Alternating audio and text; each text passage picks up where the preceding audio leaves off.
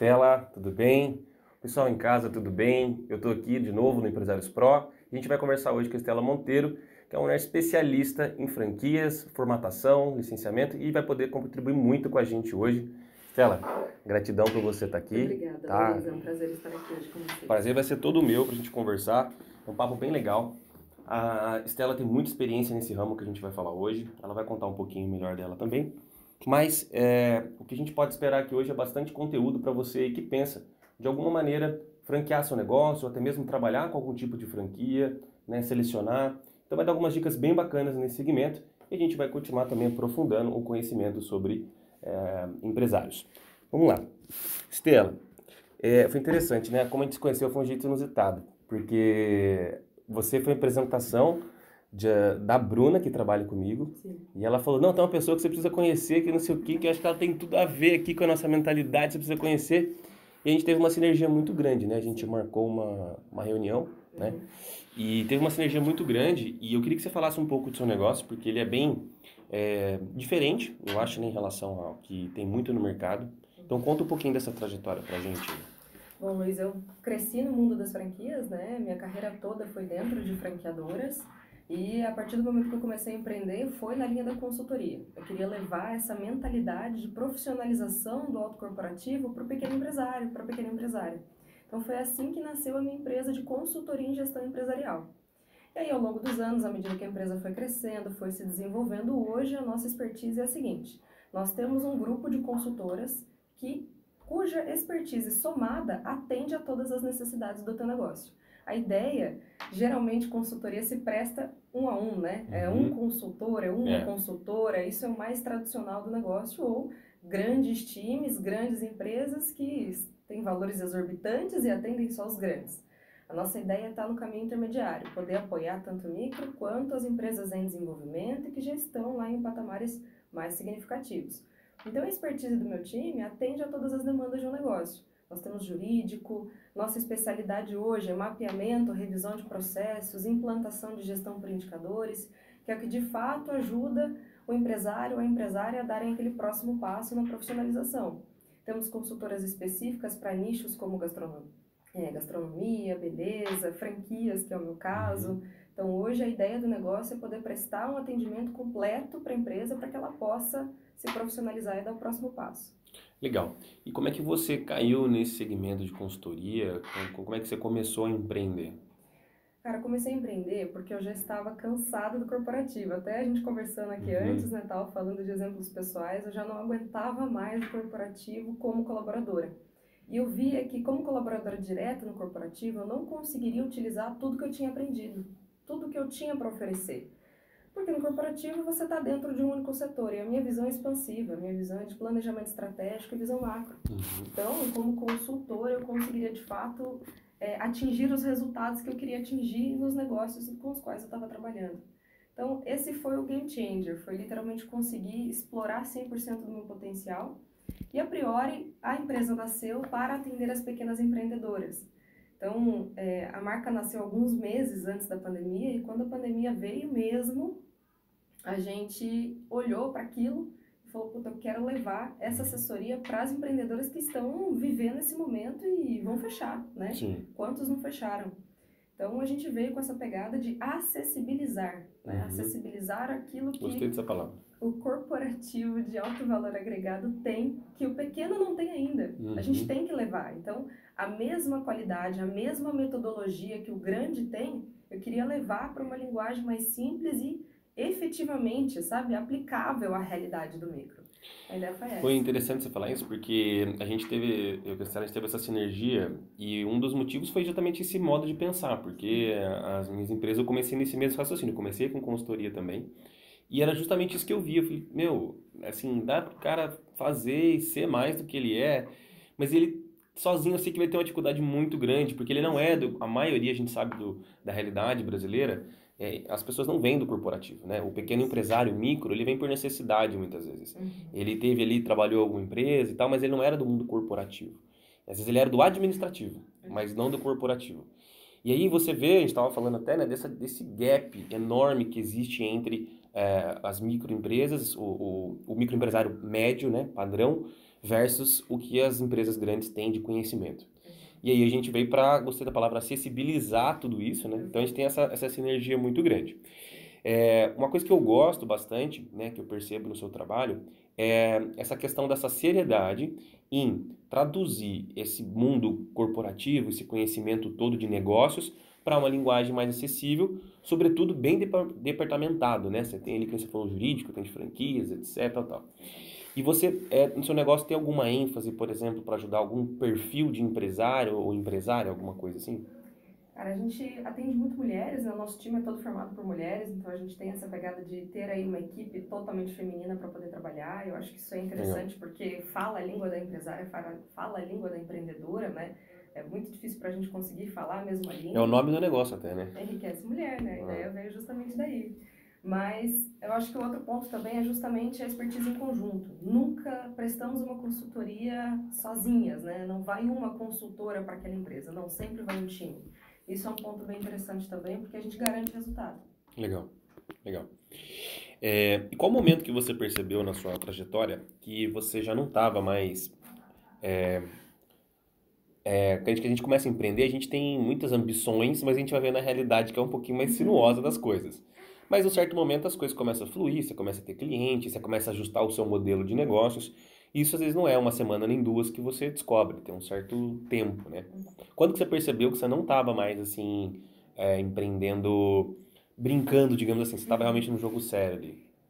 Cara, eu percebi que as coisas já tinham mudado quando as minhas empresas estavam rodando sem que eu estivesse nelas. Uhum. Foi literalmente o conseguir tirar férias, né? Que é o sonho do É. empreendedor.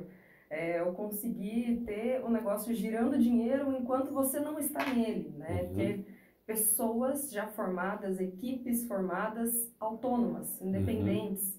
Então, quando eu percebi que as minhas empresas abertas estavam rodando sem que eu estivesse nelas, que as minhas equipes estavam independentes, eu vi que as coisas tinham mudado. Foi literalmente esse o ponto de orgulho, né? Aquele orgulho que Uhum. bate assim no peito e fala, consegui, né? Legal. Fiz. Foi interessante, eu vi essa semana no Instagram um americano, e até o pessoal embaixo perguntou, você sabe que vídeo que é? E ninguém sabia. Pô, infelizmente nem o dono da página que estava compartilhando o vídeo sabia. E era uma entrevista de dois empresários americanos e um falava, né? Primeira coisa, você tem que fazer o seu negócio funcionar, né, de uma maneira autônoma, e depois você tem que descobrir como ele cresce sem você. Porque são coisas diferentes. Uma coisa é ele funcionar sem você, outra coisa é ele crescer sem você. Exatamente. Se você muitas vezes, numa academia, por exemplo, é uma operação que você consegue estruturar para que ela gire, né, relativamente ali, tem cada um na sua função, ok. Mas será que ela está crescendo? Ou se ela está operando? Uhum. E esse pensamento de entender que a gente pode sair do negócio, porque muitos empresários, férias realmente é um luxo, assim, né? Tem gente que fala, nossa, faz 7 anos que eu não tiro. Infelizmente, essa é a realidade de muitos empresários brasileiros. Agora, o modelo de franquia, né, já entrando no nosso tema, a modelo de franquia é justamente essa formatação muito bem pensada, né, muito bem estruturada, para que pelo menos o negócio ele funcione, né, porque senão dificilmente não tem sentido uma franquia que se o dono tiver 100% ele toda hora operando não consiga, dificilmente ele tem um modelo saudável de franquia. Mas o que seria? Explica para o pessoal melhor o que é o modelo de franquias para quem não conhece. Tá. O modelo de franquias ele é uma forma de expandir a tua marca. Ele é um modelo de negócio mesmo, pautado na cessão do direito de uso de uma marca, que é o franqueador, ao investidor, que é o franqueado. O que caracteriza esse modelo de expansão, né? Quando se fala em franquia, se fala em registro de marca, né? Se fala de uma marca que esteja registrada nos órgãos competentes aqui do Brasil, se fala muito em processos padronizados. Então, para que eu possa franquear o meu negócio, né, o que mais o caracteriza, a premissa é que eu tenha validado este modelo de negócio. Então, falando de agência de marketing, torterias, até tinha anotado aqui Água na Boca, que é um exemplo sensacional que só está franqueando agora. A gente precisa primeiro validar o modelo de negócio em si. Então, aquela unidade, aquela estrutura, aquela premissa tem que ter sido validada. O que é ter validado aquilo? Então, o retorno do meu investimento inicial já tem que ter acontecido, eu já devo estar na fase de lucratividade daquele negócio e eu já tenho que ter entendido como é que ele tanto se operacionaliza quanto expande de forma independente. Então, é esse o saber fazer daquela unidade que o franqueador precisa ter ciência para então poder ceder esse direito a outra pessoa e essa outra pessoa aprender com ele e reproduzi-lo. Legal. Então é interessante entender essas premissas porque a gente geralmente associa a franquia só ao registro de marcas e patentes. Uhum. E não é bem assim que funciona. Muitos empreendedores me procuram para franquear a marca deles, mas sem ainda terem tido sequer o retorno do teu investimento inicial. Como que você vai franquear, dar aquela marca para um terceiro, colocar o dinheiro dele naquela marca, sendo que você ainda não validou ele? Então, a primeira premissa, até para quem quer comprar uma franquia, é entender se a franqueadora de fato tem essa expertise. De fato, aprendeu e lucrou com aquela unidade de negócio. Legal. Então, é interessante olhar para isso, porque no Brasil a gente tem franqueadoras que ganham dinheiro sendo franqueadoras. Ah, conheço franqueadoras que ganham só, é isso, ela não dá resultado, mas ela vende muito bem. Mas ela vende muita franquia, ela sabe ser uma franqueadora excelente, Sim. mas a franquia em si não está bem sucedida. Então é muito interessante que a gente tenha essa premissa do que é uma franquia.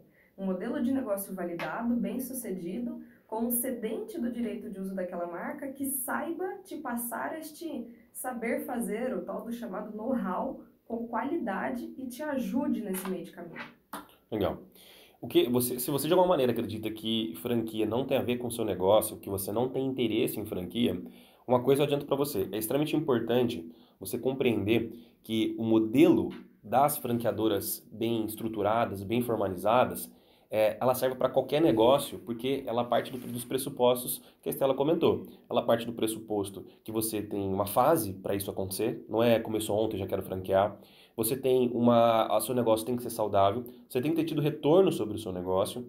E aí, o modelo de franquias, ele ensina muito a gente a olhar para o negócio de uma maneira que, mesmo que eu não queira, né, franquear, como que eu faço para que isso funcione, que seja lucrativo e que se caso eu quisesse expandir de alguma maneira, eu consiga, porque todos os departamentos têm processos, que é outro ponto que o microempresário tem muita dificuldade, né, de estabelecer processos. E aí cada área que ele tem, seja do operacional, seja do financeiro. Então assim, mesmo que você não tenha interesse nisso, tem muito a aprender com o modelo de franquias de como isso funciona. Inclusive no livro O Mito do Empreendedor, ele fala disso.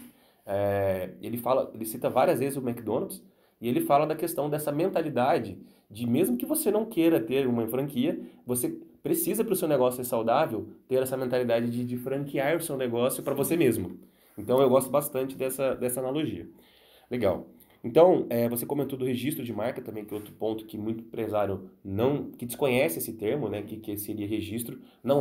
O registro não é o www que as pessoas falam. Muitas vezes a gente pergunta lá na Polo, né? Você tem registro? Não tenho, tal, www. Não. O registro de marca, né? Nacionalmente tem um registro no Brasil?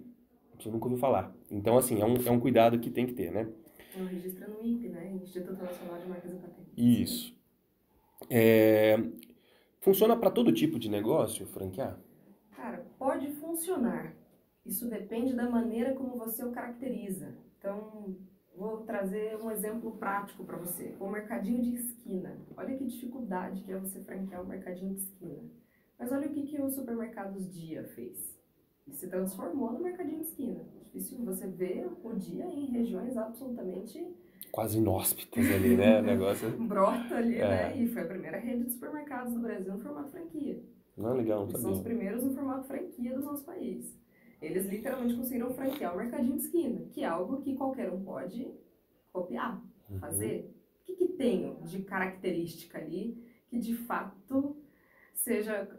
que difere ele do mercadinho da esquina, né? A marca, a característica. Então, serve para todo modelo de negócio, para todo tipo de negócio? Pode servir. Vai depender da criatividade e da estrutura que o dono do negócio vai dar para ele. Porque o que caracteriza, né, a franqueabilidade do teu negócio? A personalidade dele. Então, eu falo que o melhor amigo, né, do franqueador é a agência de marketing. Porque se ele não tiver uma marca que fique gravada na cabeça do consumidor, que de fato crie uma relação com o seu consumidor personalíssima, eu não dificulto a concorrência. Outro ponto também que caracteriza o sucesso o sucesso de uma rede é o sucesso do franqueado. Então, se o teu negócio é muito fácil de copiar, eu não viabilizo o franqueamento dele. Porque aí o meu franqueado vai ter concorrentes com muita Que é uma facilidade. barreira de entrada muito baixa, né? E aí qualquer um. Exatamente. E não é sobre o modelo de negócio em si, porque quando a gente fala do supermercado, por exemplo, qual que é a barreira de criação, de construção de um? A priori, né? O franqueador, ele precisa dar a facilidade, ele tem que dar o caminho para o franqueado conseguir fazer. Então, por que que eu prefiro abrir um dia do que abrir sozinha o meu supermercado? Porque a franqueadora vai me dar uma rede de distribuição já negociada, uma marca que as pessoas se lembram, ela já construiu e investiu muito em publicidade naquela logo a nível nacional e todos reconhecem aquela logo. Então, pode servir para qualquer tipo de negócio, até para a paleta mexicana, que essa febre já passou. Mas, se você não souber personalizá-lo, não vai ter sucesso. Esse é o ponto. Não é sobre qual é o ramo. É como você caracteriza aquele ramo. E isso é o que geralmente o pessoal não percebe. Legal. E você acha que existem também perfis de empresários para a franquia? Totalmente. Porque assim, você tem que entender que para se transformar num franqueador, aquele teu primeiro modelo de negócio, ele não morre, mas ele entra de escanteio. Porque uma coisa você, eu trouxe o exemplo da Torteria Água na Boca, que eu gosto muito dessa marca joseense, né? Essa marca, ela fez o caminho correto. Ela se consolidou primeiro nos principais shoppings da cidade. E no nome, ela criou, construiu o nome, fortaleceu o nome antes de abrir a possibilidade de franquear. Então, o empresário que quer franquear, a empresária que quer franquear, ela tem que entender o seguinte: ser franqueador não tem nada a ver com ser o dono daquela empresa que vende as tortas. Uma coisa é você ter a receita, é você treinar as suas cozinheiras, é você treinar o teu atendimento daquela unidade e fidelizar aquela clientela. Ser franqueador é vender um negócio para É completamente investidores. diferente. Não tem nada a ver um com o outro. E essa transição é muito pesada, né? Principalmente eu que vim de uma franquia que justamente nasceu desse ponto, né?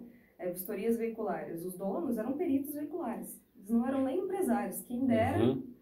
Então, Quem dera vender outras empresas, né? Outros, você é franqueador. Exatamente. Então, muda completamente. Você tem que ter uma noção muito mais expansiva de publicidade, entender o suporte que aquele teu franqueado vai precisar, fornecer esse suporte para ele. Então, não é para todo empresário, não. Porque você tem que entender que o teu ramo muda completamente daquele inicial. E você não pode esquecer o inicial. Porque você tem que ensinar o próximo a fazer bem feito. E continuar ajudando este inicial a ter sucesso. E você acha que o franqueado, também na hora dele se tornar um franqueado daquela rede, também tem um perfil que se encaixa melhor do que algum outro tipo de empresário? Tem. Tem um perfil do empresário que gosta de seguir regras. Geralmente, para os primeiros investidores e remanescentes do corporativo, que a gente estava até comentando também, para quem acabou de sair de uma empresa, para quem acabou de 20 anos na mesma empresa e agora quer empreender. Pô, a franquia é excelente para você. Porque existe um abismo muito grande entre o empreendedor e o empresário. E a franquia, né, ela pode te trazer este know-how e essa agilidade nessa transição. Então, o perfil do empreendedor que quer ser franqueado, ele precisa estar ciente de que ele vai ter uma série de regras para seguir. Ele pode inovar, ele pode ter um perfil inovador, só que ele vai precisar submeter essa inovação a uma rede já pré-estabelecida. Ele tem que praticamente ser quase um intraempreendedor ali, né? Porque ele não é questão dele ficar. Eu tenho muito amigo meu que pergunta pra mim: ah, nossa, eu tô saindo da Embraer, eu tô saindo, não sei o que, eu queria empreender, o que você acha e tal. Eu falo assim: olha, pelo seu perfil rebelde que eu conheço, assim, eu acho que você vai ter dificuldade com franquia, porque pessoas são muito questionadoras, pessoas que sempre do jeito dela e etc. É o tipo de pessoa que vai ter grande dificuldade com franquia. Franquia, eu acho um modelo excelente de negócio, mas eu concordo com você. A gente imaginar que essa pessoa ela tem que entender que quando ela escolhe uma franquia, ela pesquisa e ela tem que entender que ela vai ter que seguir determinados padrões. Porque a marca, imagina só você franquear um negócio como Burger King, sei lá, que tem mais de 1.000 unidades, você fala assim, não, cada um faz de um jeito. Não tem como. Precisa ter um padrão. Ah, mas a franquia que eu quero tem só 20 e os caras têm uma... Não importa. Ela foi formatada para ter 20, 40, 50, 100. Ninguém monta uma franquia, vou montar uma franquia para ter só 3 unidades. Não. Você faz para que aquilo seja replicável. E aí, você tem que entender que tem que seguir determinadas normas. Então, você aí em casa que pensa em franquear, aliás, você adotar uma franquia, escolher uma franquia, né, em alguma feira e pesquisar, entenda que o seu perfil é muito importante. Tanto que, uma vez eu fiz um curso com o Marcelo Scherto, E tinha uma entrevista que ele comentou, que ele fez com uma marca que tem no shopping, é feminina, não vou lembrar o nome, ela vende acessórios femininos e tal. Sei que tem aqui em São José, mas eu não sei onde o nome. E ele fala que o teste que eles fazem para selecionar o franqueado é muito rigoroso, porque demanda ele já tem, uma marca já consolidada e tal. E eles fazem testes tipológicos, a gente já falou aqui do MBTI, eles aplicam o MBTI, aplicam o DISC e vários outros testes para ver se aquele franqueado, ele não só tem um perfil proativo, empreendedor, tal, mas que ele consiga seguir o combinado. Exatamente. Então, isso é uma parte, se você está pensando, você precisa levar isso em conta. E tipos de franquias? Quais são? Existem tipos? É tudo igual? Como é que funciona? Tem vários tipos de franquias. E até pegando o gancho aí dessa última temática, é interessante você ver, por exemplo, um dos tipos de franquia, uma das características é o master. O master franqueado é uma maneira diferente de ser um franqueado, onde você tem muito mais abertura de negociação com a tua franqueadora e atua de forma diferente com a tua franqueadora. Então, não é não necessariamente um tipo de franquia, mas é uma forma de atuar diferente. O master franqueado ele pode ser, então, um coordenador de macro-região que atua como gerente das unidades abaixo dele, recebe por isso e tem muito mais abertura de negociação com a tua franqueadora, inclusive para implantar novas ideias. A gente tem a microfranquia, que se popularizou muito ultimamente. Então, a microfranquia é uma que justamente tem a premissa de que o franqueado é o principal atuante e é personalíssimo. Você tem microfranquia de contabilidade, microfranquia de faxina. A gente tem as paletas mexicanas tinham esse modelo antigamente, agora sumiu bastante, ainda É. tem. Então, a gente tem a microfranquia, por exemplo, a gente tem os quiosques. Os quiosques no shopping são uma forma diferente de você atuar com a tua rede. Então, uma premissa de estrutura física bem menor, né, do que a original. Então, existem vários tipos ali, sim. Existe a franquia social, inclusive, que é a menos comum, é difícil mais você achar por aí. Mas a ideia é justamente você pegar o terceiro setor, que não tem fins lucrativos, né, tem uma premissa social diferente, mas se beneficia do padrão, da estrutura que a franquia tem. Porque aí o modelo contratual vai trazer regras para aquele terceiro, vai trazer toda... Irreplicável, né? Exatamente, exatamente. Legal. E quando se fala, quando as pessoas começam a estudar para franquear ou até adotar, também tem a opção, acaba aparecendo nas pesquisas o licenciamento, né? Buscar por... Como é que funciona? Explica melhor o que que seria isso e as diferenças. O licenciamento ele tem a premissa inicial idêntica, que é o cedente da marca permitir que um terceiro a utilize mediante um pagamento, uma remuneração. Os royalties são a forma mais tradicional de remuneração dos dois sistemas, mas não é única, tá? Não é exclusivo. O que diferencia muito? Eu vou te trazer um exemplo prático para facilitar essa visibilidade. A Warner Bros. Do Brasil licencia a marca Batman para utilização em camisetas, em garrafas, em cadernos. É uma forma de permitir que outros utilizem aquela marca que eles já investiram no know-how deles para que o mundo todo conheça, mas sem necessariamente abrir uma empresa para. Então você, Luiz, já tem aí a tua estamparia, já tem aí a tua loja de camisetas, é o dono de uma unidade da Renner, por exemplo, e eu quero vender camisetas com a marca do Batman. Eu não preciso abrir uma franquia da Warner Bros. Do Brasil, porque o know-how deles é a produção de áudio e vídeo.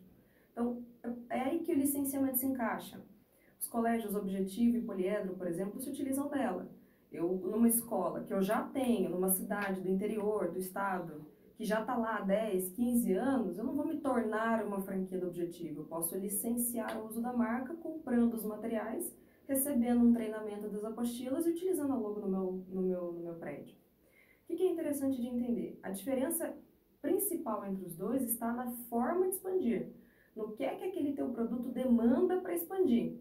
A franquia é mais adequada para quando o modelo é extremamente específico, tanto na padronização de processos, quanto da qualidade do que está sendo entregue. Então, da hamburgueria do McDonald's, por exemplo, quanto vai da própria torteria Água na Boca, quando a tua premissa de expansão ela envolve a caracterização complexa do teu modelo de negócio. Então, só tortas não faria sentido eu licenciar aquela marca, porque o nome vem muito mais da senhora que faz a torta do que qualquer outra coisa. Sim. Então, se ela não coloca toda aquela estrutura em volta, eu descaracterizo o que ela quer vender. Por isso que a franquia é o adequado, porque a franquia ela é complexa. Eu preciso ter aquele conjunto de características para viabilizar o sucesso daquela expansão, daquele negócio rodando. O licenciamento é muito mais simples. Eu escolho o licenciamento quando eu vou vender garrafa e eu já tenho a produtora de garrafa. Eu poderia dizer que o licenciamento a grosso modo, ele é mais pro produto e a franquia pro negócio? Cara, não necessariamente, porque a gente tem licenciamento em serviço também, como é o exemplo das escolas. É muito mais sobre a complexidade da expansão, entende? E sobre a forma como o cedente da marca quer que ela, quer que ela cresça. Então, é o grau de complexidade daquela estrutura. Então, por exemplo, para o colégio objetivo, que é o exemplo que eu trouxe ali, a escola municipal, que já está lá, funcionando, que já tem carteira, que já tem professores, a metodologia de ensino não difere tanto. Para ele é eficiente crescer daquela forma, para não exigir tudo isso daquele empresariado, daquela estrutura. É muito mais sobre como o cedente da marca quer crescer do que qualquer outra coisa. Aí, já trazendo a Warner Bros. De novo. A Warner Bros., o know-how dela é produção de áudio e vídeo. Não é interessante para ela mudar o seu core business para estamparia, para loja de Sim, camisetas. sim, É sim. muito mais interessante para ela entregar isso para quem já faz esse trabalho há tanto tempo. O know-how dela é storytelling, é personagens, entende? Então, para escolher entre um e outro, você vai pelo grau de complexidade da expansão daquele modelo de negócio. Legal. E para quem quer escolher, né, o que que você sugere, a grosso modo, para diferenciar uma pessoa escolher uma franquia e escolher um licenciamento? O que que você... Aí é da complexidade de tocar aquele negócio. Então, eu sou um investidor, né? Eu quero comprar uma franquia ou eu quero investir em uma marca já licenciada. Comprar uma franquia eu vou para quando eu não tenho experiência no negócio e quero abrir algo do zero. O licenciamento eu escolho quando eu já tenho uma empresa rodando Legal, e eu quero aumentar as minhas vendas utilizando-me de uma marca que já teve muita publicidade investida nela. legal. Então é a Renner fazendo o licenciamento do Harry Potter, é a Renner fazendo o licenciamento da Warner Bros. Do Brasil, é a Escola Municipal que tem 20 anos escolhendo a marca Poliedro. Então é quando eu já tenho uma empresa e eu não quero descaracterizar a minha empresa, eu só quero vender mais me Pela utilizando de uma outra cultura, marca. né, por alguma outra coisa. É o Legal. que Mesmo for. porque depois, se você adota uma franquia, você tem que pensar também que você vai ter que seguir a cultura daquela franquia. Não é assim, ah, então, eu vou agora seguir a minha e vou tocar uma franquia. Não dá. São Não coisas funciona. que você tem que seguir. Exato. Voltando para a questão da franquia, Uhum. você comentou agora há pouco que realmente tem que ter uma mentalidade, um shift na mentalidade ali para a pessoa começar a entender que agora, se ela quiser se tornar um franqueador, ela tem que vender um negócio agora. Ela não está vendendo o produto daquele negócio, Uhum. né? Eu tenho um amigo que ele, há uns 7, 8 anos atrás, ele franqueou, né? Ele mudou o modelo de negócios. E ele falou exatamente o que você falou. Ele penou por um ano quase ali para ele conseguir entender essa mentalidade nova de que ele não está vendendo mais do que ele vendia. E aí ele conseguiu, foi bem sucedido, vendeu algumas unidades lá no... Ele ficou só com a franqueadora mesmo e vendeu o que ele tinha de unidades, né? E ele vendeu por alguns milhões, foi bem sucedido. Só que ele falou, é muito doido porque a nossa mentalidade de inicial, que é do técnico, de executar ali e tal, muda completamente, porque você precisa adotar essa mentalidade de empresário para empresário e focar que você está vendendo principalmente um conceito, uma ideia, um mecanismo, porque a franquia é um mecanismo que funciona para outro, né? Então é muito interessante. E eu lembro que tem uma passagem que fala que o Ray Kroc, quando ele foi na Universidade do Texas, perguntaram para ele, né, se ele perguntou para as pessoas, ele já era conhecido e tal, perguntou se as pessoas sabiam qual que era o negócio dele, né? E aí ele fala, daí as pessoas falam, ah, é hambúrguer e tal, não sei o quê, daí ele fala assim, não, meu negócio é imóvel. Então, e depois no filme se popularizou, né, depois do filme, mas, então as pessoas precisam compreender, e eu gosto muito de fazer essa analogia, trazer para o pequeno empresário, ele compreender o que de fato você vende. Então, a próprio business, quando a gente vê, por exemplo, uma vez eu vi uma pessoa falando da Oprah, né? E ele falou assim, o que que a Oprah vende? Ela é muito bem sucedida em vender. É um programa, um talk show? Não, ela vende esperança para as pessoas. Então, os pequenos empresários têm que ter também uma consciência que no seu negócio, se você vende um ramo imobiliário, você pode estar achando que está vendendo um imóvel, uma casa, alguma coisa assim. Mas está vendendo uma vida nova, você está vendendo um sonho, você está vendendo uma realização. Às vezes a realização é para o pai que está comprando, para o filho, para a filha. Às vezes é para o marido que está comprando, para a esposa, para os filhos. Então, assim, entender o que que de fato você está vendendo, né? Porque a franquia, ela é só uma representação ali, né, sistemática, bem organizada, mas ela também representa algo. Ela também é uma... Inclusive tem no Porta dos Fundos, né, um vídeo que chama... Eles brincando, chama Amigo Secreto. E aí tem, acho que é o Boticário que patrocina e tal. E aí cada um dá um presente e aí começa a ser um carro pra um carro pra outro. Daí o Gregório fala assim, gente, mas não é R$ 50? Como assim vocês estão dando isso? Não tô entendendo. E aí chega na vez dele, ele tinha comprado, ele fala, não, uma água de colônia e tal. Daí todo mundo, o que mais que tem, né? Tipo, só uma água de colônia? Daí ele falou, não, simbolizando uma franquia, não sei o que. Então, a franquia, quando você abre, muitas vezes, muitas pessoas que já são empresários também abrem uma franquia como um negócio paralelo, que ele vai ter uma renda própria, já entende de negócios, ele sabe que ela é uma operação, muitas vezes um quiosque, como você falou, um café em algum lugar, então é uma operação relativamente simples e ela é uma fonte de renda. Então, o que representa é importante compreender também, né, para o empresário. E você eu queria que você falasse, a pessoa que pensa em adotar uma franquia, escolher uma franquia, né, se tornar um franqueado, o que ela tem que levar em conta antes? Para comprar uma franquia, para escolher uma franquia, você tem que levar em conta a expertise do teu franqueador. Então, vamos lá, na circular de oferta de franquia, que é a COF, né, a famosa COF, a franqueadora é obrigada a colocar a lista de CNPJs que abriram e fecharam na história da vida da empresa, tem que estar lá naquele documento. A primeira coisa que você, para escolher uma marca, é você pesquisar todos os franqueados daquela marca e quão bem sucedidos eles estão. Porque a nossa legislação brasileira ela é muito aberta desse segmento. Aberta que eu te falo é aberta mesmo.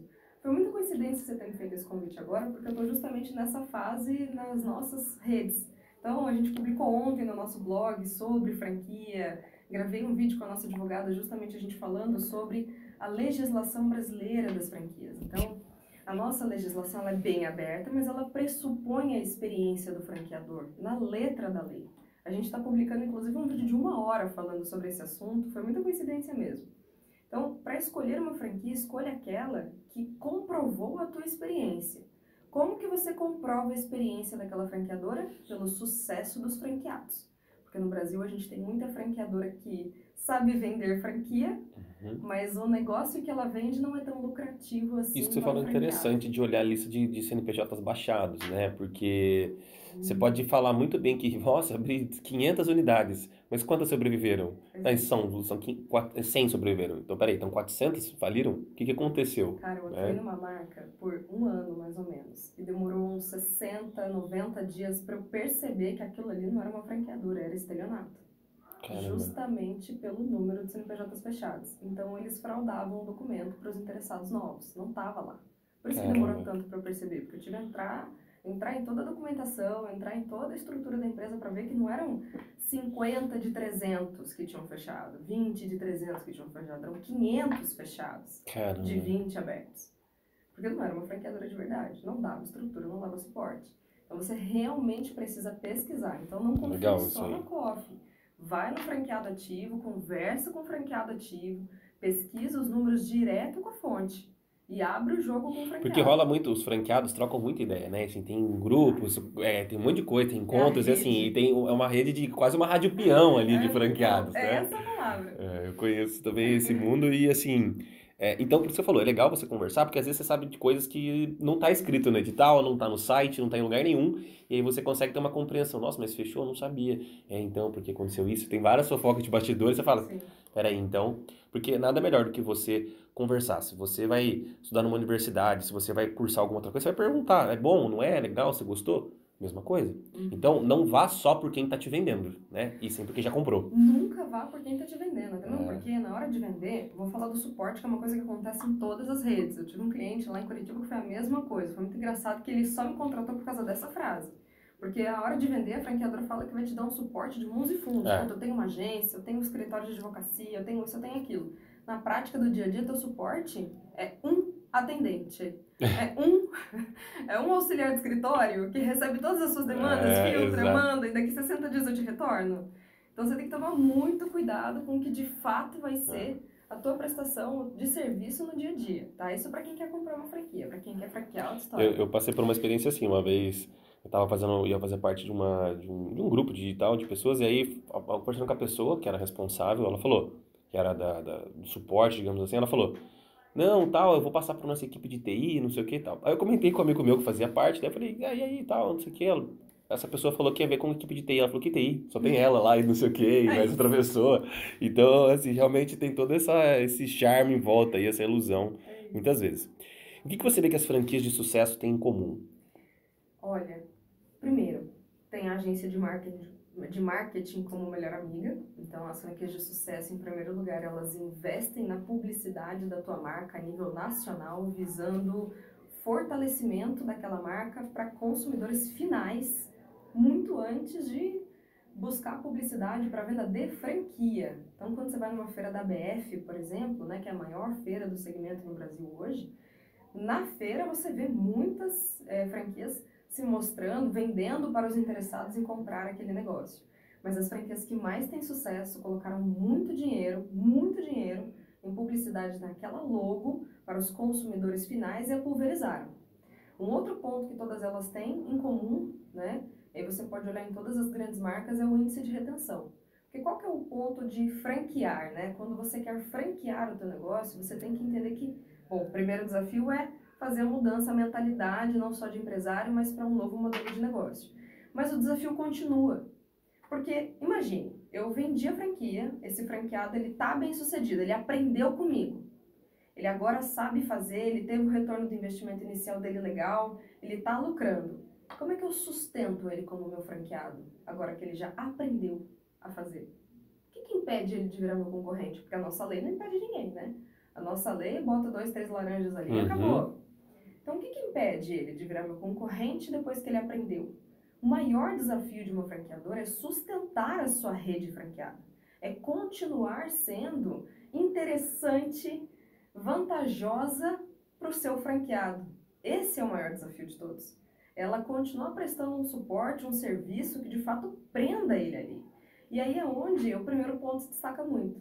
O maior é a marca ser o seu principal ativo, né? A sua marca, a sua logo ser um ativo fortíssimo, que é onde o McDonald's se destaca, o tal do Burger King se Porque se o destaca. cara virar seu concorrente, as pessoas associam assim, né? As pessoas pensam, por que que a Coca-Cola investe tanto em publicidade? Ah, porque a Coca-Cola ela quer ser lembrada. Isso é só um detalhe da história. A Coca-Cola ela não precisa tanto disso. O que ela de fato faz, ela faz com que, comprando os espaços de mídia, publicidade dos principais pontos mundiais, ela sabe que ela está ocupando um espaço a menos daquele concorrente dela. Então, se ela patrocina a Copa, a Pepsi não vai patrocinar.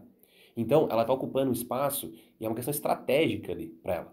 Então, essa dominância de espaço é extremamente importante para quem pensa em ter uma marca forte. E aí, como você falou, se o cara quer depois sair e montar dele, cara, vai ter que brigar com muito mais complexo. Agora, se é uma franqueadora, ela não se preocupa com isso, a barreira de entrada ela fica muito baixa, porque se o cara já dominou o know-how, ele entendeu como é que funciona, como você falou, nossa área é muito branda para isso.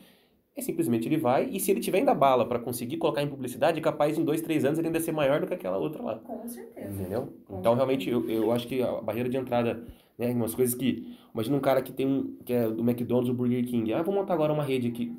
Cara, é muito difícil. Olha quantos caras investem em publicidade. Não é pelo lanche, não é pela carne, não é sobre isso. Não é nem pelo processo de formar ou de produzir um hambúrguer, Não aquela é sobre metodologia isso. exclusiva de cozinha, otimização, não é nem sobre isso. E outras questões estratégicas, no caso do McDonald's, os locais, né? Os principais pontos, como é que você vai... Legal. Agora, eu queria falar com você um pouco sobre, né, os empresários que você observou aí, que são tanto franqueados quanto franqueadoras. Como você acredita que são a diferença dos empresários felizes para os insatisfeitos? Cara, felicidade é um conceito extremamente subjetivo e pautado nos valores pessoais de cada um. Então, o que eu observei na minha experiência, né? Eu já vi vários tipos de empresários e empresárias bem-sucedidos e são extremamente distintos uns dos outros. E eu vejo que a diferença do feliz para o insatisfeito é quanto aquela pessoa conseguiu atingir os seus valores pessoais de sucesso. Então, exemplo prático muito nítido para mim. Pô, eu tenho empresários que são extremamente felizes porque sucesso para eles é ter dinheiro para sustentar a família, ter tempo de qualidade com a família, pagar uma escola boa para os filhos, poder viajar com os filhos. Enquanto que o outro, sucesso para ele é estar com 70 anos, um carro de $500.000 a cada 6 meses novo na garagem, uma namorada nova. Então, atender às expectativas, né, pessoais. Exatamente. E não as dos outros. E não as dos outros. Acho que esse é o ponto principal. É dele, né? Isso A dele. autenticidade. É ele ter essa clareza de quais são seus objetivos que vão te trazer felicidade e ter a disciplina e percorrê-los ali independente do que os outros falam. Acho que isso é o que todos têm em comum, a autenticidade. Legal. Com os empresários que você de sucesso que você já conviveu, o que você percebe que eles têm em comum? Autenticidade e disciplina, mas acho que coragem, né? Porque a autenticidade ela demanda muita coragem.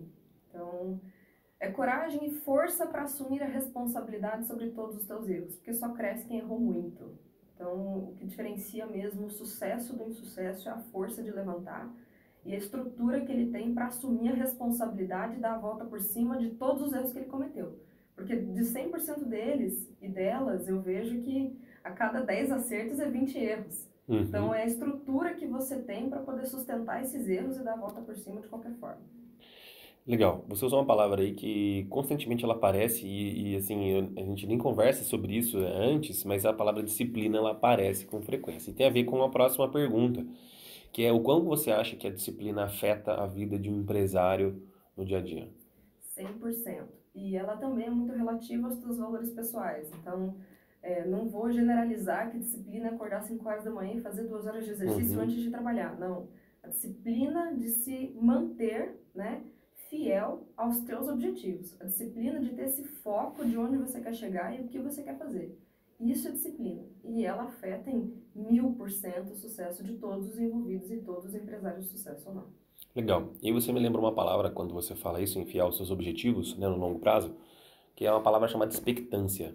E a expectância, ela é essa habilidade de você, no longo prazo, você manter, né, fiel àquilo que você colocou para você como objetivo. Tem até um livro interessante que chama Pessoas de Resultado, do Nando Garcia. E ele fala, né, que as pessoas de resultado, elas têm isso muito claro. Mesmo que tenha os altos e baixos naturais, seja emocionais, financeiros, de plano, pessoas no caminho, porque colaborador sai, outro entra, você contrata, e reter é um desafio. E aí, mas mesmo assim você mantém uma rota. E as pessoas de resultado têm essa clareza, né? E isso é bem. Então, essa disciplina não é só se você acorda 5 ou malha, ou enfim, é sobre realmente estar condizente com o que você entendeu o seu propósito e também tá percorrendo dia a dia, mesmo com os percalços, mesmo que um dia você falhe, mas no outro você tá ali e de volta, mesmo que você não, naquele dia você não tá legal. E as pessoas pensam muito assim, né? Que nem em academia. Ah, eu tava meio desanimado, parei. Essa é a diferença, não é sobre motivação, é uma questão sobre disciplina, né? Uhum. Você, querendo ou não, você vai estar fazendo. Exatamente. É, sobre a questão do jogo, porque a gente sabe que também o psicológico afeta bastante, né? A gente passou por pandemia, por várias questões que isso abala, querendo ou não, o inconsciente coletivo, e abala o presente momento, e a gente está, putz, será que vai? Eleição e não sei o quê, e Copa. O que que você acredita quanto você acredita ali que é uma questão de controle psicológico e quanto de fato é técnica de gestão? Cara, é 1000% psicológico, porque ele afeta a tua técnica de gestão. Então, se Eu você também não acho. tem psicológico, você não gera pessoas. E se você não gera pessoas, você não escalona. Se você não escalona, você é empreendedor, você não é empresário. Também acho. Sabe? Então, é 100% psicológico, tanto para se sustentar, quanto que é o que te dá a habilidade de sustentar e pautar outros na sua gestão. E Stella, eu imagino que para você, na sua jornada, você tenha também investido bastante em conhecimento, em cursos e tal. E eu queria que você falasse, porque a gente sabe que na realidade dos microempresários, muitas vezes a gente não vem de uma cultura de investir muito, né, em cursos e tal. A gente sempre, ainda mais depois nos últimos 2, 3 anos aí que apareceu de cursos online também, assustou ainda mais muita gente, né? Mas eu queria que você falasse a importância desse investimento em si, né, Uhum. para o empresário, principalmente para quem quer ter franquia, porque tem que estudar antes, Uhum. seja para ser um franqueado ou um franqueador, você vai ter que estudar de todo jeito, né? Tem milhões de questões, como você falou, jurídicas, tem questões de marketing, tem questões de processos que você vai ter que entender, né, Uhum. de um ou outro. Então, eu queria saber o que que você pontuasse a importância, né, da rotina de estudos para o empresário, o investimento em si. Olha, minha experiência pessoal, vou te trazer um exemplo meu ali. O investimento no meu MBA em comércio exterior, logo depois de ter me formado em direito, ele foi um game changer na minha carreira. Tanto o MBA em comércio exterior quanto o inglês. Eles foram que me viabilizaram dar o próximo passo na minha carreira. Eu só consegui trabalhar com empresas internacionais e realmente participar de internacionalizações de marca de altíssimo valor agregado por causa disso. Se eu não tivesse colocado esse dinheiro ali, que na época doeu, dói o bolso, porque é por isso que a Uhum, gente não tem essa cultura de colocar dinheiro ali, exato. porque não é palpável, né? Não é eu coloquei 10, amanhã eu pego 20, não é, né? É totalmente intangível. E hoje eu não consigo nem mensurar quantas vezes eu tive de volta o dinheiro que eu coloquei naquele curso. Sim, Tanto de inglês quanto do MBA. Não tem nem como mensurar isso hoje. sim. Eu ontem, por coincidência, estava falando isso ontem com uma amiga, né? Ela estava comentando um curso que eu tinha realizado. Era um curso relativamente caro, uma formação, na verdade, não era um curso. E ela chegou a conhecer essa formação, mas ela falou, nossa, quando eu encontrei com ela 2 anos atrás, ela tinha falado sobre isso, ela falou assim, antes de eu conhecer até a formação, já tinha escutado o nome, assim, daí ela falou, eu fui lá assistir, pô, mas era o preço de um carro, daí eu não fui fazer aquilo lá e tal. E eu fiquei pensando, eu não conhecia, né, do que se tratava, mas eu fiquei pensando, nossa, mas que comparação, né? De um brasileiro compara com um carro, É um né? Tipo assim, que é passivo, um cara. passivo, outro é um ativo. E aí, a gente conversando recentemente, ela perguntou, e aí e tal, já um pouco mais interessada na formação, porque ela, ao longo dos 2 anos, ela conheceu outros empresários que tinha feito e tal. E ela perguntou, né, e a formação lá e tal, se você faria de novo e tal. Eu falei, nossa, mas eu faria 2, 3 vezes de novo, porque o negócio é muito bom. E assim, ele não é só uma questão de conhecimento ali, muitas vezes técnica. Às vezes você faz o teu insight pessoal, às vezes você tem uma questão de networking também. E network as pessoas têm que entender que networking não é só sobre, eu queria melhorar meu networking. Você não vai melhorar na sua casa, você não vai melhorar só fazendo as mesmas coisas que você faz. O networking muitas vezes se paga para ter networking. Se você é a pessoa que tem um barco e ela tá pagando para ter aquele barco e convidar Sempre paga. pessoas. A pessoa que tem, eu tenho um amigo que tem, até ele vai vir aqui no programa, ele tem 2 cadeiras do Palmeiras no estádio. E aí é um investimento alto, né? Ali que ele tem do Palmeiras, mas ele gosta, mas ele também sempre leva alguém. Então ele também gera relacionamento. Então o que Uhum. está acontecendo? Ele está pagando para ter também networking. Claro. Então, se você não compreende que também um curso, você faz um MBA, você faz uma formação, alguma coisa, você vai conhecer pessoas que estão numa pegada muito parecida com a sua. Por Sim. mais que depois você não converse por alguma coisa, mas às vezes ficam 2, 3 ali que valeram a pena. Sim. E geram negócios, e geram conhecimentos. Então, assim, eu também acho que o microempresário precisa entender que além dessa questão só mas pagar é um curso que eu vou estar sentado. Não, é muito mais que aquilo. Você falou, foi um Uhum. game changer para você ter feito o E é MBA. legal falar também que é o conteúdo que te dá a base para que. Primeiro, todo network é pago. Ponto, eu fui Uhum, uma festa que alguém me convidou. Você está pagando para isso, exato. está pagando pela roupa que você está usando, você está pagando para aquele Tudo, espaço, você tá, tudo, sempre você está tudo. pagando pelo seu network. Mas acho que o mais importante do estudo é ele te possibilitar aproveitar o networking que cai no teu colo. Exato. Se você não tem Excelente. conhecimento e conteúdo para aproveitar aquela oportunidade, você perdeu Você ela. deixa ela passar. Eu escutei isso de uma influencer que eu gosto muito que fala de negócios. Ela fala assim, não é sobre a sorte bater na tua porta. Porque, eventualmente, ela pode até bater, mas se você não estiver pronto, de que ela adiantou? Exato. Então, se você não está preparado para aquilo, porque é justamente onde eu te falei, o game changer foi porque eu consegui, com o conhecimento que eu adquiri, aproveitar as oportunidades que apareceram. Caso Exato. contrário, eu teria perdido todas elas. Exatamente.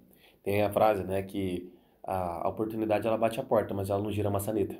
Então, assim, tem que estar muito preparado, porque tem a sua parte, e às vezes a sua parte é realmente demonstrar. Porque às vezes você está numa roda que o cara ele tem mais dinheiro que você, ou ele tem uma estrutura maior que você, mas você tem um outro conhecimento que pode ajudar.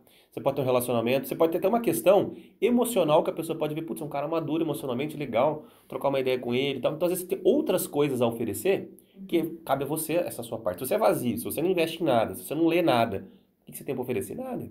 Porque nem Exatamente. sempre é a linguagem do dinheiro. Tem pessoas que vão ser, ainda mais se você está buscando um networking de alto nível, provavelmente as pessoas vão ter mais dinheiro que você. Então elas não estão procurando de você dinheiro. Alguma coisa você vai ter que ter para oferecer nessa troca. Você tem que ser interessante, você tem que trazer conhecimento. Então realmente é mais do que isso. Gostei dessa ideia de tem que aproveitar, né? Se você com conteúdo, você consegue aproveitar o seu networking. Exatamente. Você lê? Você tem um hábito de leitura? Bastante. Você tem algum livro que foi um decisor para você ou que fez muita diferença? Cara, tem esse último que eu tô lendo ainda, eu nem terminei ele pra você ter uma ideia, mas ele me assustou bastante, assim, ele me assustou muito. Tem dois aí que são bem legais aí, que eu acho que todo empresariado, todo empresário, toda empresária, eles têm que conhecer. Não apenas por questão de negócios, mas por questão de perspectiva de onde você vai abrir o teu negócio e o que fazer com o dinheiro que você ganha dele. Então eu tô lendo Moneyland, não sei se você já viu, Terra Não, do Dinheiro. É um livro novo vou que acabou procurar. de sair, ele ficou aí como sendo um best-seller de negócios, da categoria de negócios, e ele fala muito sobre como é que funciona o mundo das offshores, né? E como é que os governos de fato viabilizam as offshores e para onde Uhum, vai de fato o dinheiro de cada lugar. Então você precisa entender o que acontece com o dinheiro naquele país onde você está e para onde é que você manda ou não o seu dinheiro quando você ganha ele. Porque, querendo ou não, ainda mais a gente que é brasileiro sabe que o nosso governo nunca foi, nunca vai ser um apoiador dos empresários. É bem difícil a gente chegar nessa fase aqui no nosso país. Independente de quem esteja, a gente nunca teve um grande apoiador ali até então. E a gente tem que entender como funciona esse mundo do dinheiro, de verdade, né? Então, eu achei muito interessante, mudou muito a minha perspectiva. Vou procurar depois, Moneyland. Moneyland é muito legal. Legal. Eu estava até vendo recentemente, né, que a Shakira, a Shakira teve que pagar uma movimentação milionária, acho que quase bilionária pela movimentação, mas eu fui entendendo o que ela fez, os caminhos são quase 4, 5 países, passou por Malta, não sei o que, tal, tal. Esse livro fala sobre isso. Cara, é surreal, assim, a quantidade para chegar a, sei lá, 0,5% de imposto. E por que abriu muito a minha cabeça? Por que alguns governos, simplesmente, aí vamos falar até, é muito irônico, né? Porque nos Estados Unidos, as maiores offshores estão nos Estados Unidos. Delaware, Nova York, as maiores offshores do mundo estão lá, não estão no Panamá só. Não estão, as pessoas olham só para esses hotspots fora dos Estados Unidos, Exatamente, lá não, lá é maior. Então, é muita hipocrisia, né, você fazer. Por que alguns governos te isentam de impostos sobre uma certa quantidade e o seu tá lá te cobrando 27,5% sobre o teu CPF? Então, é muito importante você entender onde colocar. Flávio Augusto é um cara que fala muito sobre isso. Ele está em Orlando por causa das isenções fiscais, não só pela qualidade de vida. Então, eu até vi esses dias o pessoal perguntando para ele, pô, onde é que você ia morar? Você moraria na Alemanha? Não. Imposto pra caramba, não tem vantagem nenhuma de morar lá.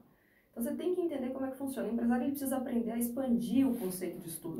Porque ele fica fechado na questão técnica da prestação de serviço, até mesmo... Foca muito no produto, né? Ele fica olhando pro produto, a melhor massa, a melhor roupa, ele olha muito técnico, né? Muito, até na questão da gestão de pessoas, o sistema e tal. Então, você tem que entender o que você faz com esse dinheiro que você ganha, senão você só gira ele. Exato. Né? Onde que eu coloco esse dinheiro para que ele fique, de fato, rendendo, para que ele seja protegido?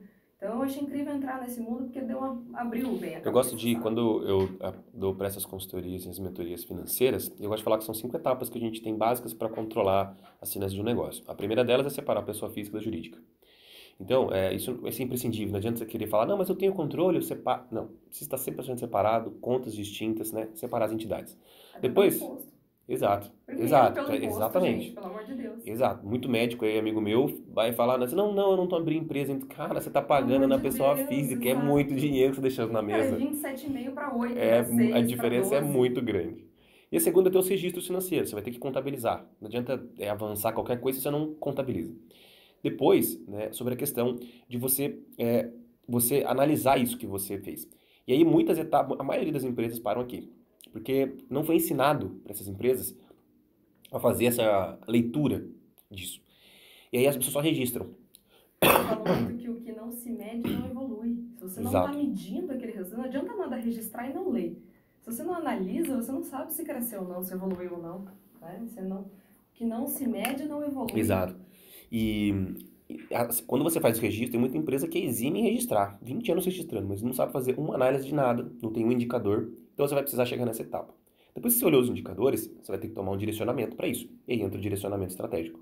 Então, olhei que esse indicador não está legal. Perdão, pessoal. Que o ticket médio está baixo, alguma coisa assim. E aí você faz um direcionamento mais estratégico.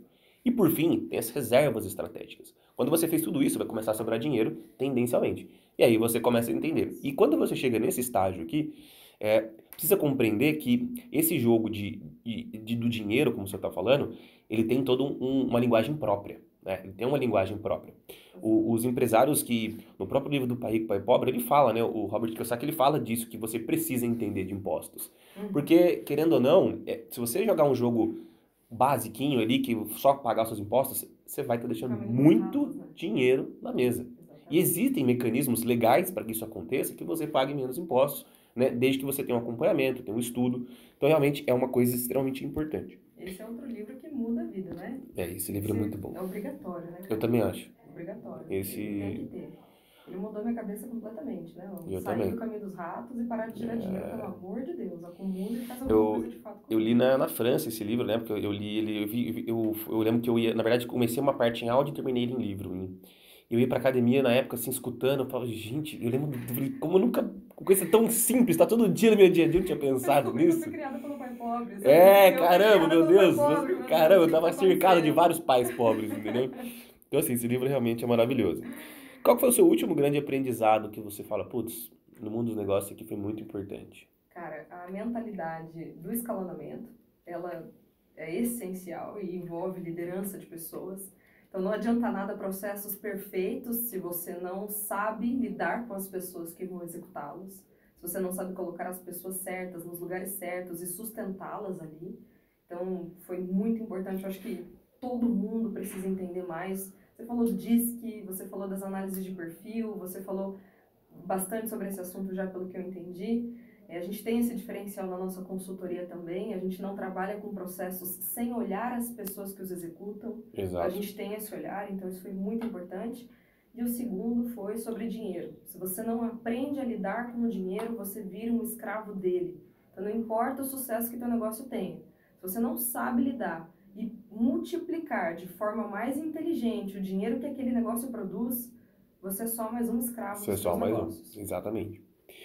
É, E isso que você, né, comentou, eu vejo que para muitos pequenos empresários esse entendimento é mais complexo, né? Assim, acaba passando, como a gente falou, está tão focado na operação que ele não presta atenção em outras coisas. Então, a dica que eu dou aí, preste muita atenção na sua gestão. Se você de fato passa, às vezes, 99, 95% do seu tempo olhando só para o produto, vai ter que sair um pouco desse olhar micro para um olhar mais expansivo, mais macro na sua gestão, né? É, e que recado que você deixa, Estela, assim, que você queria passar para os pequenos empresários?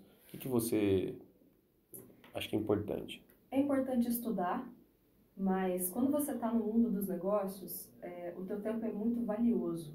E o mais importante para escalonar, para crescer, é ter do teu lado pessoas melhores do que você. Então, terceirizar, contratar quem já sabe, contratar quem já estudou. Pô, imagina eu agora querer estudar marketing do zero e querer substituir. Uhum. Não, cara, eu vou contratar o Luiz que já sabe o que está fazendo, É. que já está lá no mercado há tanto tempo. Então, acho que o mais importante é você entender a importância de ter do teu lado pessoas mais qualificadas do que Exato. você. E o teu tempo é extremamente valioso, é muito mais eficaz eu ter uma pessoa que já sabe, muito mais lucrativo eu ter uma pessoa que sabe o que está fazendo do meu lado do que eu aprender tudo do zero aquilo que não é o meu core business, aquilo que Exato. não é meu. Então esse é um recado que eu deixo, sabe? Procurem de fato se rodear de pessoas mais qualificadas do que você e busque assessoria, porque o pessoal fala, puta, consultoria é mais caro do que um carro. Não, cara. É muito mais barato do que Exato. você aprender do zero e já botar um terceiro para executar dentro do teu Inclusive, negócio. nessa formação, tive um mentor lá que ele tinha negócios internacionais, ele tinha negócio na Austrália, tinha na Argentina e tal, e ele estava comentando isso, né? Que ele estava montando um negócio internacional também, com outros dois, três sócios, um negócio milionário. E aí ele falou, a gente contratou uma consultoria, ele falou, a consultoria a gente pagou na época, ele falou 40 mil, sei lá, a gente pagou para fazer. E eles levantaram, falando que não era viável aquilo ali, que não era interessante, que tinha tal risco e tal. As pessoas falam assim, nossa, mas eu vou investir isso e tal. Eu teria gastado muito mais, ele falou. Muito mais para perceber coisas que a gente não tinha visto no negócio. Então, mas não é um gasto, é um investimento que você está fazendo, que quanto de dinheiro depois você poderia ter perdido nisso. Então, esse conhecimento realmente é importante. Você falou uma frase agora há pouco das pessoas certas, né? De ter essas pessoas certas e saber. Eu gosto muito de uma frase que eu já comentei aqui também, do Jim Collins, que ele fala no Feitas para Vencer, ele fala assim, o maior ativo do negócio não são as pessoas certas no lugar certo. Exato. E eu vejo muito isso, né? As pessoas muitas vezes, elas estão, às vezes, no lugar errado. As pessoas, elas têm a cultura adequada, mas ela está fazendo uma função que ela não está... E o empresário muitas vezes não enxerga isso. E ele só fala, a pessoa não entrega o resultado. Mas será que ela está naquele lugar adequado? Será que você... às vezes, eu conversando com um empresário que ele tem, acho que uns 300 e poucos colaboradores na região de Arujá, e aí, conversando com ele, ele falou assim, mas o fulano ali não faz isso aqui, o outro fulano faz isso aqui lá, isso aqui, tá, né? E ele tá falando dos principais gerentes ali. E criticando um monte de coisa. Eu falei assim, mas no geral, quem que contratou? E assim, daí ele falou assim, não, fui eu. Eu falei assim, então será que são eles o problema? Daí ele começou a rir, ficou parado assim, ele falou assim, não quero falar sobre isso, Luiz, não quero falar sobre isso. Então, assim, é isso, não tem como. Chega uma hora que você tem que ter essa autorresponsabilidade, né, de entender que as pessoas estão ali. Acho que isso é legal de falar, né? Que a responsabilidade é sempre sua. Abrir um negócio, pô, mas o colaborador... Não, A foi responsabilidade é você sua. quem errou. Exato. E falando de pessoas certas, nos lugares certos, a minha sócia é RH. E eu aprendi muito sobre isso, tendo ela comigo, né? Mais de 20 anos de Votorantim, então você imagina o monstro, né? E ela me trouxe o terceiro ponto. Pessoas certas, nos lugares certos e no momento certo. Se ela estiver no momento errado, até no exemplo que você trouxe da tua família, da tua prima e tal, que a gente estava comentando e tal, pô, ela tá perfeita naquele cargo, ela tá lá há 20 anos, ela está no lugar certo, ela está ali, só que o momento... Não é mais, mudou o timing. Mudou. O timing também é essencial. Timing é tudo. Cara, timing se é você tudo. pegar aquela pessoa que tá no lugar certo, ela sabe fazer aquilo, mas tá no Exato. lugar errado, você vai perder. Muitos pequenos empresários, né, sofrem da hipomania, que é às vezes essa impulsividade, essa coisa de querer para ontem coisas, ou querer dar benefício que não é hora, ou coisa assim. Tem que ter esse controle, né, e o momento é extremamente importante. Eu lembro que quando eu estava para montar a gerência na Polo, um pouquinho antes, assim, eu estava na dúvida, putz, mas o valor é alto e tal, não sei o quê, pensando agora, será que é o momento? E aí eu lembro que, eu acredito muito em sinais, né? Eu lembro que eu tava num curso, e aí tinha aparecido assim, uma frase do Peter Drucker, assim, tava escrito 3 premissas básicas, eu só prestei atenção na primeira, que foi muito forte o recado, eu falei assim, entendi já, vou. E era assim, você estruture o mais rápido possível a sua gerência, mesmo se você não tiver condições de pagá-la. Eu falei assim, eu tô entendendo, então é isso aí mesmo que eu vou fazer. Então na época eu montei com base nisso aí. Então tem um timing também, né, pra você fazer. E aquele lá era o meu momento. Falei, preciso agora estruturar, porque não tem jeito. Eu preciso dessa pessoa, eu preciso sair desse operacional, eu preciso sair disso aqui, e alguém que consiga, de uma forma competente, executar. E mexe com o seu ego, às vezes, né? Porque não é você mais que vai estar ali, não é você que vai receber, às vezes, aqueles elogios. E muito empresário tem essa coisa. Não, mas é porque só eu que entendo, é porque só eu que... Não, ninguém vai fazer como eu. Tá bom, talvez faça melhor. Ou se não fizer melhor, mas você vai fazer outras coisas que você precisa aprender para o seu negócio e para o próximo patamar. Não adianta você ficar, nossa, eu sou excelente fazedor de pão. E fazendo pão para a vida inteira, então, porque ninguém faz melhor que você? Esse ego todo que você é o melhor, você vai ter que... O seu ego te mata. Exatamente. Pô, ficou doente, não consegue O atuar ego limita. mais. O ego limita, o ego te mata. Você está comentando que eu vivi esse exemplo, exatamente esse exemplo numa agência que a gente trabalhou lá em Curitiba e tal. E foi muito engraçado, porque os sócios são bem autocentrados, comerciais, tubarão, né, perfilzão tubarão. E o time é totalmente gato, é um time totalmente relacional. E ele queria impor um comissionamento para tentar motivar a produtividade da galera. Timing errado. Ele colocou o time o time não reconheceu o comissionamento que estava vigente ali. Ninguém nem sentiu. Não fez a menor diferença nos números e na produtividade da galera. Tem implantado um comissionamento sensacional. Um comissionamento incrível que dobrava o salário da galera se eles batessem a meta. Mas não saliva aquelas pessoas, né? Não adianta, estava no momento errado, ele não reconheceu o que de fato agregaria valor para elas naquele momento para construir aquele caminho. Então o momento é tudo, cara, e o ego ele vai te matar. O escalonamento é deixar o ego no chão, deixar pessoas melhores do que você tomarem conta. Legal. É isso mesmo. Stella, deixa seus contatos para o pessoal te conhecer. Legal. A gente está no site enriquecemulher.com. Então, pode procurar aí Consultoria Empresarial São José dos Campos, né, no Google, a gente vai estar lá, enriquecemulher.com. Nosso Instagram também, Enriquece Mulher, então pode acessar os nossos canais, a gente tem novidades todos os dias, inclusive a gente soltou um post ontem no nosso blog, falando sobre franquias, o que caracteriza as franquias. Essa semana que vem vai sair um vídeo bem legal aí com a nossa advogada, com a doutora Raquel Barreto, falando sobre a legalidade das franquias e esse universo. E aí, nos nossos canais, tem o direct em contato conosco, pode mandar mensagem e a gente tem lá os nossos telefones para contato, direto nessas 2 redes. Legal. Stella, gratidão por você estar aqui, gratidão mesmo. Espero ter sido muito proveitoso para vocês aí. Não esqueça de seguir e comentar aqui embaixo também se você tiver alguma dúvida. Se ela depois a gente repassa para ela. E também, se você tiver em algum canal de streaming, alguma coisa, também seguir aqui o nosso podcast. Stella, gratidão, viu? Muito obrigada. Até mais. Foi ótimo. Tchau, tchau.